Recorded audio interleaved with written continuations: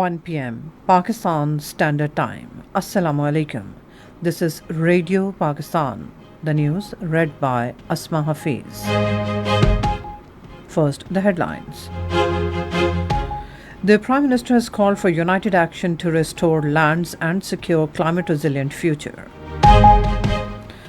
The Finance Minister says Pakistan and United States are continuing efforts to strengthen their strategic partnership. Field Marshal Syed Asim Munir appreciates overseas Pakistanis for their significant role as Pakistan's ambassadors. Pakistan has warned of rising hate speech and threats of extremism. And now the news in detail. Prime Minister Shehbaz Sharif has urged all stakeholders to join hands in restoring lands and securing a climate-resilient future for the next generations. In his message on the World Day to combat desertification and drought today, he said land is a vital asset for Pakistan's food security, water availability, biodiversity conservation and rural livelihoods.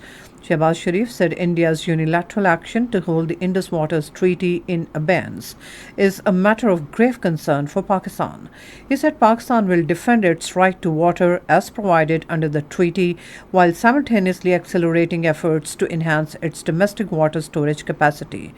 The Prime Minister said the government has also prioritized sustainable land management and ecosystem restoration as key pillars of its climate resilience agenda. He said under the Green Pakistan program, over 2.2 billion saplings were planted. Finance Minister Mohammad Aurangzeb has said that Pakistan and the United States are continuing efforts to strengthen their strategic partnership. Speaking at an event in Islamabad today, the Finance Minister said he had a constructive and positive conversation with the U.S. Commerce Secretary last night. He said that both countries are moving in the right direction. The Finance Minister said the government will stay the course of reforms in taxation, energy and other sectors. He said we have also carried out tariff reforms to move towards competitive economy.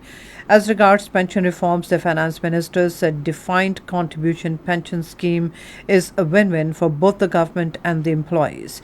He said the government has increased the pension of retired employees by 7% in line with inflationary trends. He said we have also proposed a 5% tax on pensions above 10 million rupees while protecting low and middle income pensioners.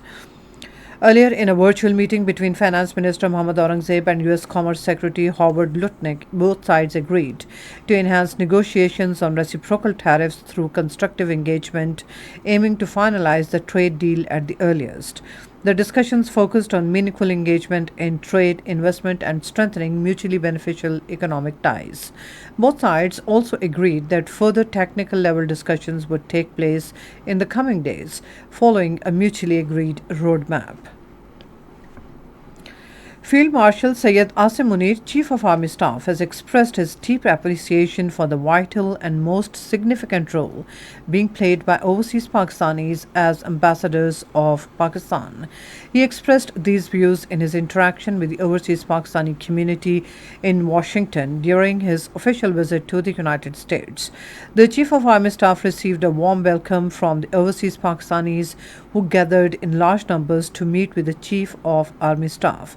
The diaspora warmly appreciated the outstanding performance of the armed forces during Operation Bunyanum Marsus Marka-e-Haq, showcasing their bravery and professionalism.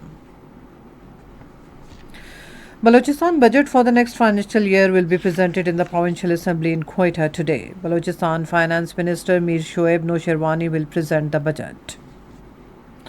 Pakistan has warned the world against the dangers of hate speech, disinformation and violent extremism, stating that the rise in their incidents is targeting people of different faiths, including Muslims.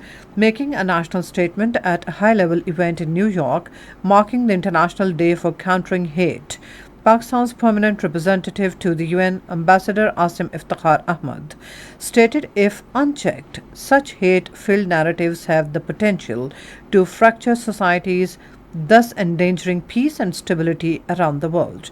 He urged the full implementation of the UN strategy and plan of action on hate speech.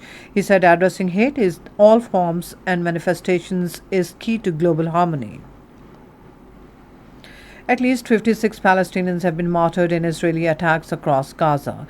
Those martyred include 38 people who were seeking aid for their hungry families at distribution points in the Rafah area. And that's all from the newsroom. For more news and analysis, log on to our website radio.gov.pk and also watch live video streaming of our bulletins on the link facebook.com/Radio Pakistan News Official.